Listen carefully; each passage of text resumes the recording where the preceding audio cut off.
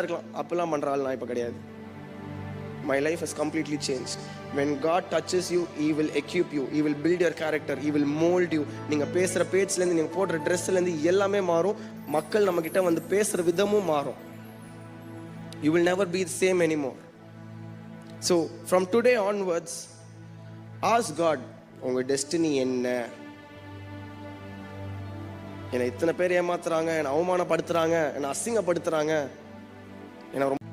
So, from today onwards, ask God, உங்கள் destiny என்ன?